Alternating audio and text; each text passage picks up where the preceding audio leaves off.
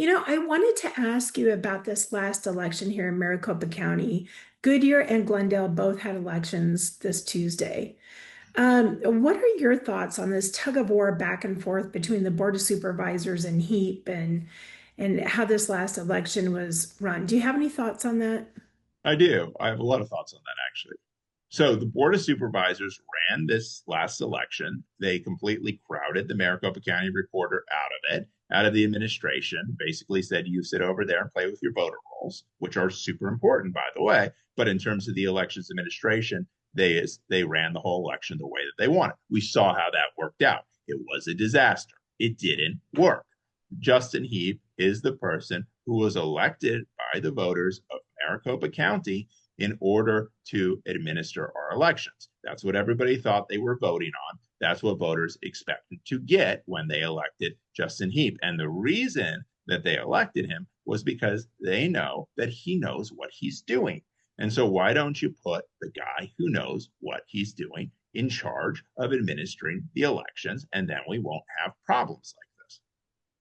Should the little guy be upset about any of this? I don't know. I'm upset. It's frustrating to me to watch all this. What do you think? You, you should absolutely be upset, right? Because people did not elect Katie Hobbs and Chris Mays and Adrian Fontes in order to hide things from the public. They didn't want that. That's not why they voted for them, to the extent that they did vote for them.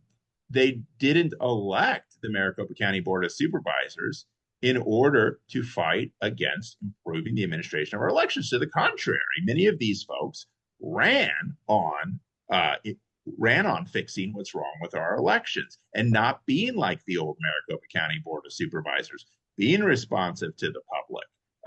And then they get sent a great recorder to work with. And the first thing they do is cozy up to Tom Galvin and do whatever he tells them to do. Tom Galvin, of course, being one of the few holdovers from the old board. So the voters went, they changed the recorder, and they tried to change the board, and they did change the people on the board, and yet nothing changes. That is not acceptable. And as a voter, I would be very frustrated. Voters has a right to expect that an election actually means something. That if you change the people in charge, you're going to change the way that things are run. And when voters don't get that, I think it undermines faith in democracy.